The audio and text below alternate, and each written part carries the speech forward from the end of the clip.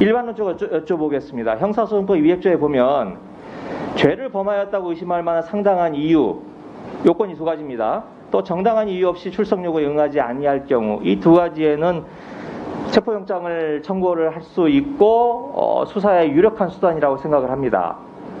근데 첫 번째 조건, 죄를 범하였다고 의심할 만한 상당한 이유, 이 사건 수사한 지 지금 2년이 가까이 되고 있습니다. 그런데 김건희 씨에 대해서 결론을 내리지 못하고 있어요. 정결 처리를 못하고 있습니다. 아니, 의심할 만한 상당한 이유가 없다면 얼마든지 가볍게 할 수 있는데 아직도 결론을 내리지 못하는 것은 첫 번째 요건에 해당이 된다라고 생각이 드는 겁니다. 두 번째, 출석 요구에 응하지 않고 있어요. 정당한 이유가 있나요? 의원님, 제가 전제 사실을 알지 못하는데 답드리기는 어렵지 않겠습니까? 네, 알겠습니다. 자, 그럼 더 넘어가 봅시다. 아니, 그 전에 이 영장에 의한 체포영장, 이걸 가장 효율적으로 정치적으로 이용을 하셨던 분이 윤석열 총장이십니다. 국정원 댓글 사건 때 국정원 직원이 소환에 응하지 않는다고, 소환이 아니죠, 출석 요구에 응하지 않는다고 체포영장을 발부해서 그게 대단히 큰 사건이 되고 그 사건이 의문부여가 됐습니다. 저는 그래서 지금 당장 답변을 요구하는 건 아닙니다만은 이 영장에 의한 체포 가장 효율적으로 사용하셨던 윤석열 대통령과 그 부인에 대해서 못 칠 게 뭐 있냐, 이런 생각이 드는 겁니다. 답변을 요구하는 건 아닙니다.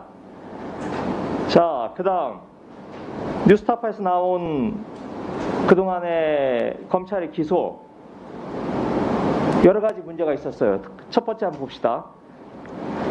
다음 PPT 한번 보여주실래요? 저는 윤석열 대통령이 세 가지 거짓말을 했다고 생각합니다. 첫째, 위탁관리를 했다고 했어요. 그런데 위탁관리는 뭡니까? 1인 매매죠. 그런데 1월 12일 녹취록에 보면 증권사 직원하고 직접 거래를 합니다. 그냥 일반론적으로 이걸 1인 매매라고 할 수 있습니까? 국회에서 총장의 수사지휘권 관련해서 다시 제가 수사지휘 할 수 있도록 좀 도와주시면 감사하겠다는 말씀드립니다. 네. 제가 아무도 보고 일반론적으로 그동안 특수수사를 많이 하셨기 때문에 증권 문제에 대해서 잘 아실 테니까 이런 걸 일반론적으로 1인 매매, 위탁 매매라고 할 수 있냐 이거죠? 수사를 할 때는 모든 증거를 살펴보고 합니다. 단편적인 증거만 보고 말씀드릴 수는 없습니다.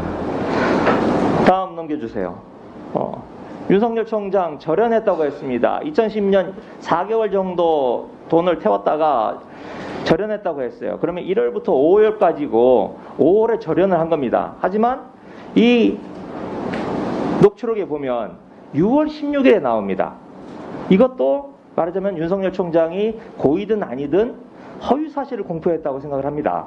지금 이재명 후보 아주 사소한 문제로 허위사실 공포로 지금 내일 소환 출석 요구를 지금 받고 있어요.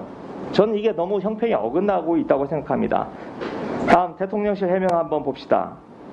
이 문제에 대해서 대통령실 금요일 오후 3시에 홍보수석도 아니고 대변인도 아니고 대변인실 명의로 기자들에게 툭 하나 해명 던졌어요. 지금 아무리 용산이 쑥대밭이 됐다고 하지만 이렇게 무책임하게 영부인과 관련된 사안을 이야기할 수 있는지, 이건 아무도 대통령실에서 이 문제에 대해서 책임지고 해명을 하지 않겠다라는 지금 윤석열 정부의 현 주소를 지금 보여주고 있다고 생각합니다.